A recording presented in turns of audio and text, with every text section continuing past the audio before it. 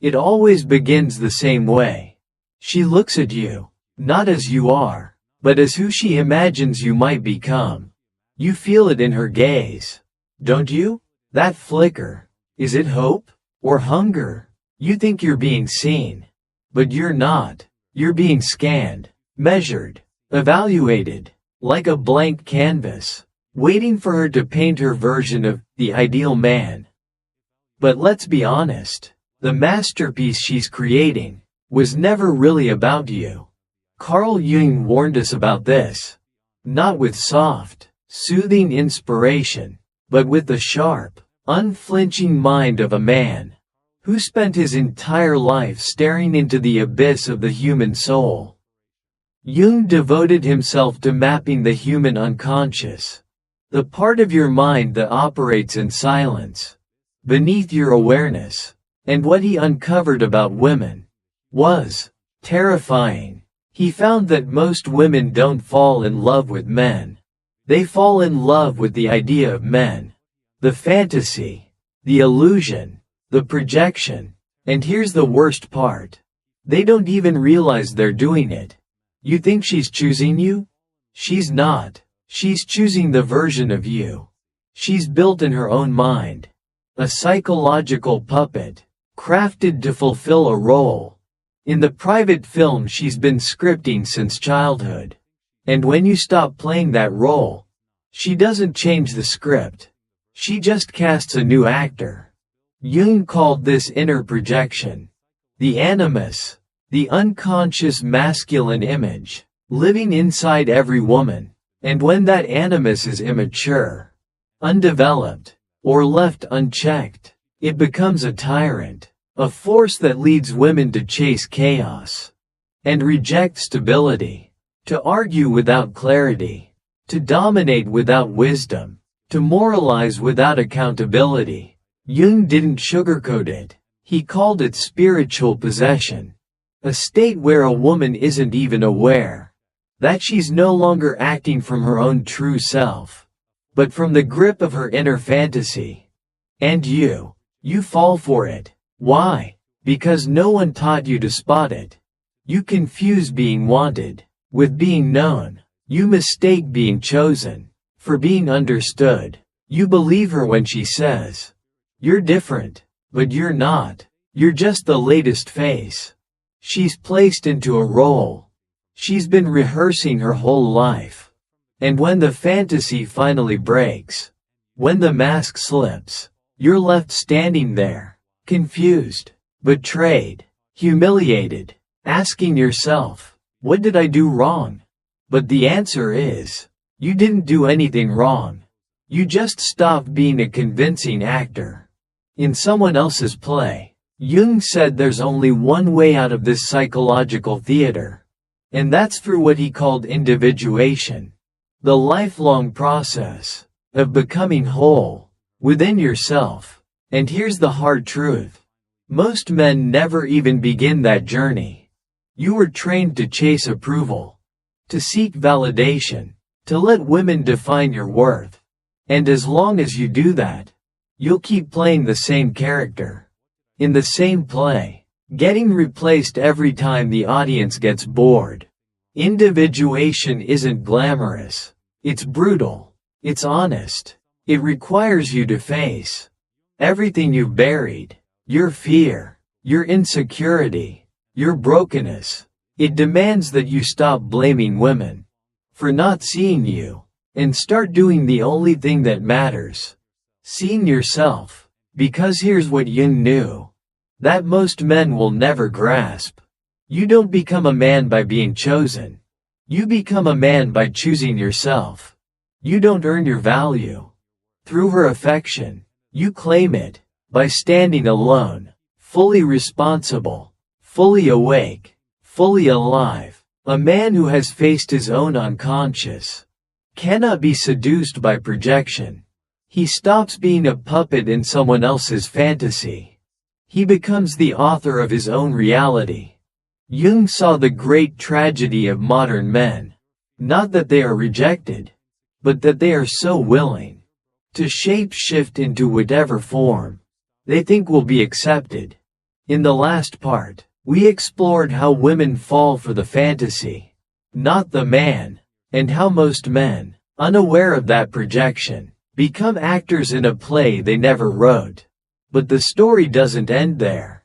Because when you begin adjusting yourself to fit that fantasy, you don't just lose her. You lose yourself. You call it love. You call it compromise. You call it partnership.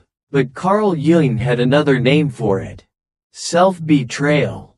He warned that men who ignore their own psychic development, who fail to face their inner truth, become slaves to the feminine projection.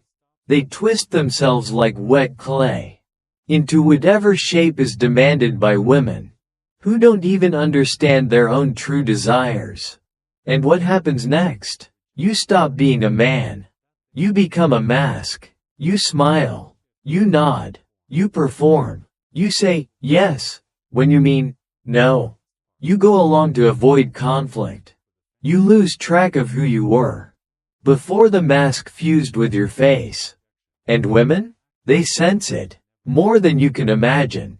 That thing you think will win her love, your obedience, your predictability, your constant availability, is the exact reason she loses attraction. Why? Because the feminine instinct, as Jung taught, isn't drawn to comfort, it's drawn to mystery, to risk, to the man she cannot fully define, control, or predict. The moment you reveal everything, lay your soul bare without boundaries, make yourself emotionally transparent and endlessly agreeable, you don't become more lovable. You become disposable, replaceable, forgettable. But here's the cruel paradox. The trap that keeps most men enslaved. You fear being alone, more than you fear being fake.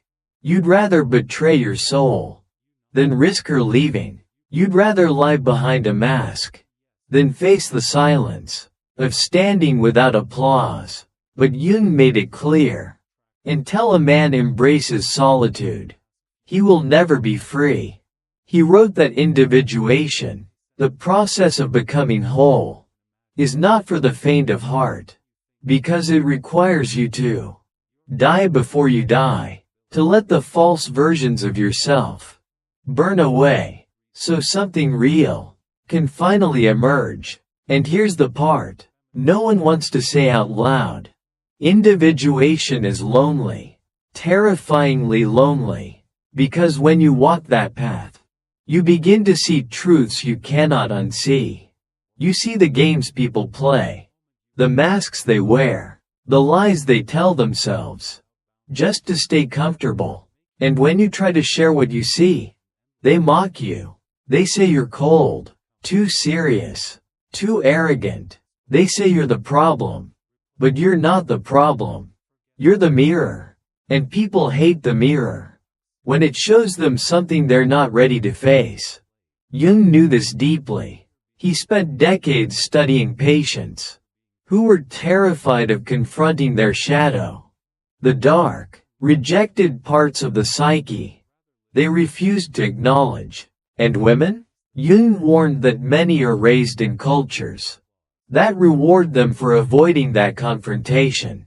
They're told they're already perfect, that they are emotional, intuitive, pure, that they don't need to change. But Jung didn't buy it.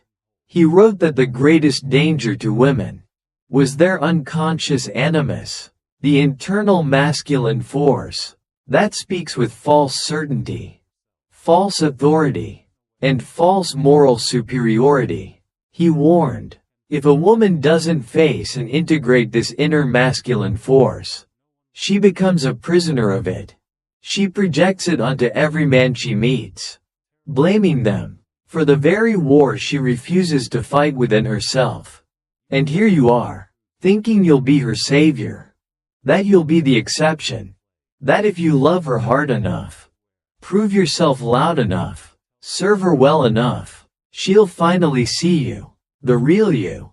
But that's not how projection works. Jung taught, projection is a thief. It steals reality and replaces it with illusion. And until both men and women wake up from that illusion, they will keep reenacting the same heartbreak, the same pattern, each one blaming the other, each one thinking they've been betrayed, never realizing they're both dancing with shadows. And here comes the most bitter twist of all. The woman who once saw you as her hero will one day see you as her enemy. Not because you change, not because you did something wrong, but because you failed to fulfill the fantasy she had cast onto you. And she won't even realize she's doing it. Jung called this betrayal inevitable, when neither person takes ownership for their inner world. And here you are, hurt and confused, thinking you lied to her. But maybe you didn't lie at all. You just stopped performing. In the last part, we uncovered a brutal truth. When neither man nor woman owns their inner world, both become trapped in the illusions they project onto each other. Now comes the moment most men never see coming. Not betrayal, but disappointment. You didn't betray her. You simply failed to live up to the unspoken role she had cast you in. The invisible character her unconscious mind had invented. You were never truly that man. And that's why she resents you. Not for your flaws, but for not living up to the myth she never told you she believed in. A myth you never agreed to play, yet were expected to perform flawlessly. Carl Jung once said, "People will do anything, no matter how absurd, to avoid facing their own souls." And nowhere is that more painfully true than in romantic relationships. Both men and women enter them not as whole beings, but as walking projections, hauling along their unresolved traumas, their unmet childhood needs, their fears, their fantasies. You call it love. Jung called it something else. Possession. And like a man hypnotized, you keep stepping into the same emotional traps, thinking, this time will be different. But it never is, because you haven't asked the one question that changes everything. What if I'm the one responsible for this pattern? You want to blame women. You want to label them as manipulative, deceptive, shallow. But Jung would look you square in the eye and ask, why did you allow yourself to be chosen by that woman in the first place? The truth? The man who refuses to confront his own inner feminine, his own wounded anima, is doomed to serve hers. You are not a victim. You are a volunteer. You chose the role. You stepped onto the stage. You performed her fantasy. Because facing your own emptiness, your lack of identity, your spiritual hollowness, was more terrifying than being an extra in someone else's dream. And this is the point where most men stop listening. Because this is where the comfort ends. And the responsibility begins. Jung didn't give us quick fix formulas. He didn't offer motivational fluff. He gave us a lifelong task. Self-confrontation. To sit with yourself in silence. To stare into the abyss of your own mind. Until the illusions start to break. Until that voice that whispers, "You're nothing without her," finally dies. And it will fight for survival. That voice will scream, "You need her. You're incomplete without her." No man can live without a woman's affection. But Jung's work offers a deeper whisper. A far more dangerous one.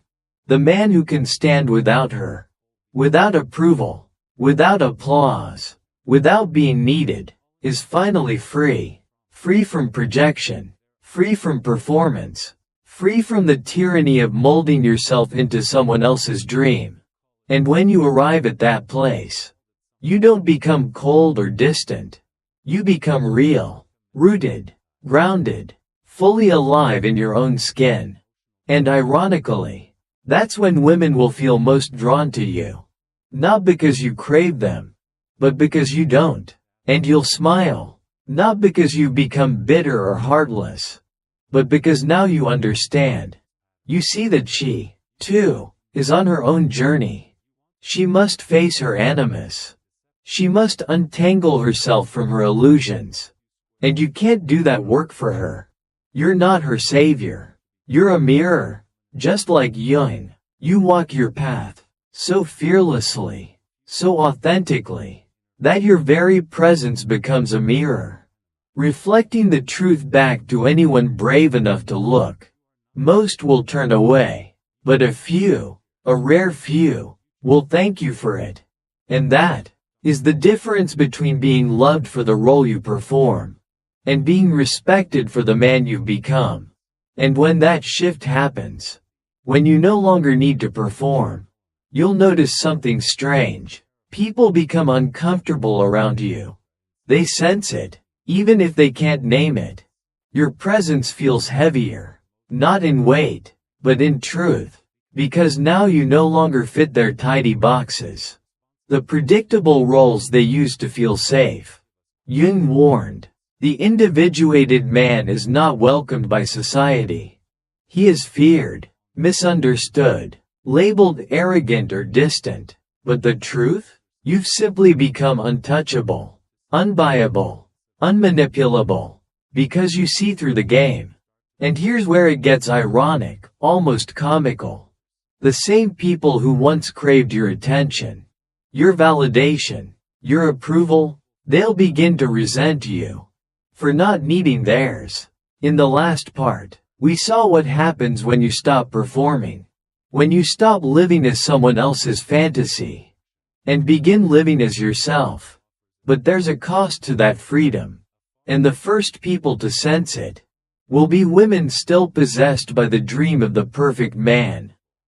They'll say you're emotionally unavailable, too distant, too much in your head, too cold. But what they really mean is this: they can no longer control you. You've stepped off their stage. You've stopped reading from the script they handed you. And now that you've abandoned the performance, they don't know what to do with you. Because you've stopped being a character and started being a man. Carl Jung once said, the gods have become diseases. What ancient cultures once described as divine possession, modern psychology now calls neurosis. And in that sense, there is no one more spiritually sick than the man who endlessly chases validation. You think you're being romantic when you say things like, I'd do anything for her. She's my everything. But Jung would shake his head. He'd tell you that what you call love is actually a refusal to carry your own soul. It's easier to project it onto a woman, to make her the carrier of your hope, your purpose, your meaning, because if she carries it, you don't have to. But here's the brutal twist. She will drop it, not because she's cruel, but because she was never meant to hold it in the first place. No woman, no matter how loving, can bear the weight of a man who refuses to bear the weight of himself. And when she drops it, you'll feel betrayed, but you shouldn't. You should thank her, because in that moment, when the illusion finally collapses, you stand eye to eye with a truth most men never face. The work of becoming a man was never hers to do. It was always yours. And in that raw, lonely clarity, you're given two paths. One, you can blame her. You can grow bitter. You can join the chorus of angry men who mock women, resent them, swear them off like cowards, who never had the courage to confront their own emptiness. Or, you can do what Jung would demand of you.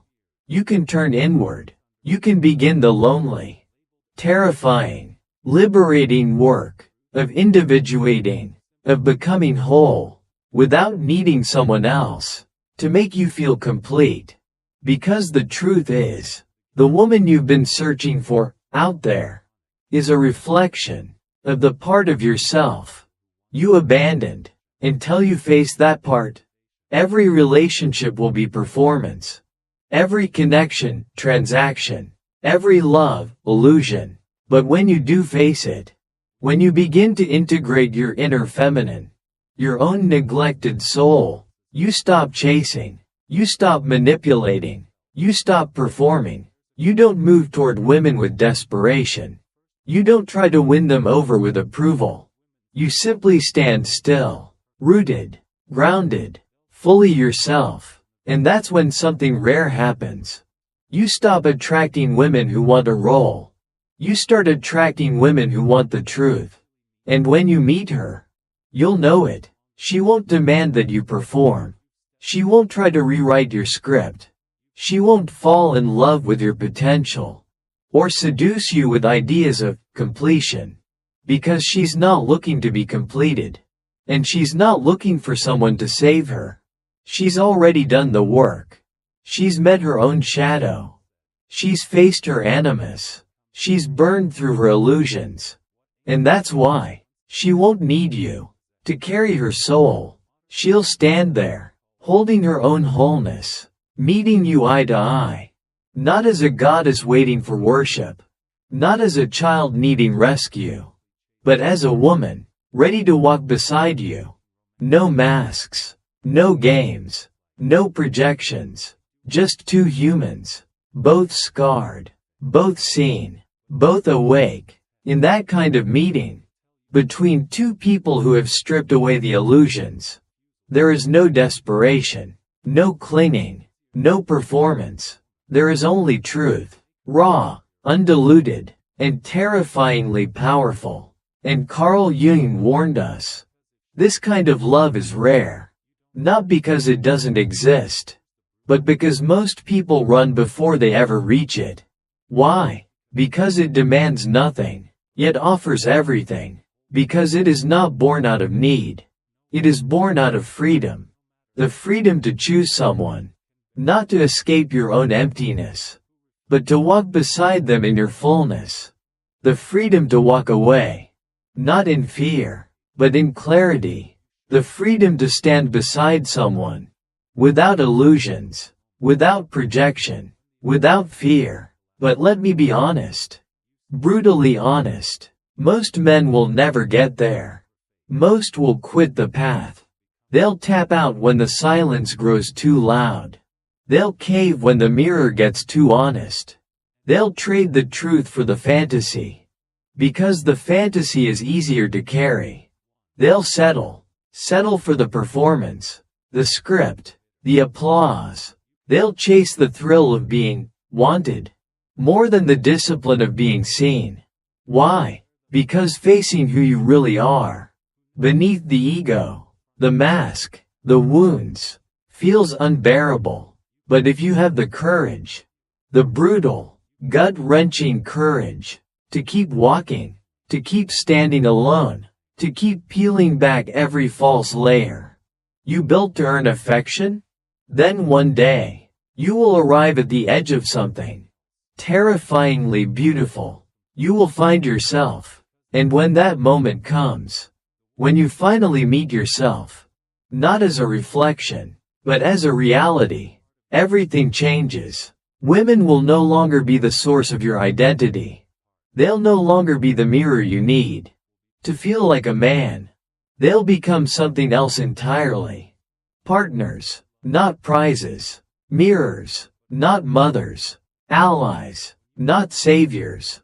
And you'll love them, not because you need them, but because you choose to. From strength, from wholeness, from a place that knows, without shame or apology, who you are. Carl Jung didn't leave behind a set of rules. He didn't give you tactics. He gave you a warning that any man who refuses to confront himself will become a slave to the projections of others, especially the projections of women. But that's not all he left. He also left you a challenge to walk the road of individuation, to stop blaming women for the roles you keep volunteering to play, to stop chasing wholeness through the validation in someone else's eyes, to stop waiting for someone to choose you, because the man who chooses himself fully, unapologetically, relentlessly, is the man who cannot be controlled by fantasy. He cannot be seduced by performance. He cannot be reduced to a character in someone else's script. He becomes the author of his own story. So if you've made it this far, if this message reached somewhere deep in your gut, don't scroll past it. Pause. Don't just consume it. Live it. Take a moment. Like this video. Share it with a man who's still lost in the illusion. Subscribe if you haven't already. Because your support isn't just for this channel. It's for the next man. The one still chasing shadows. Still performing for approval. Still thinking he needs to be chosen. To be enough. Help us wake the world. One man at a time. Thanks for spending time here. If this resonated with you, give it a like, send it to a friend, and make sure you're subscribed. Your support means everything.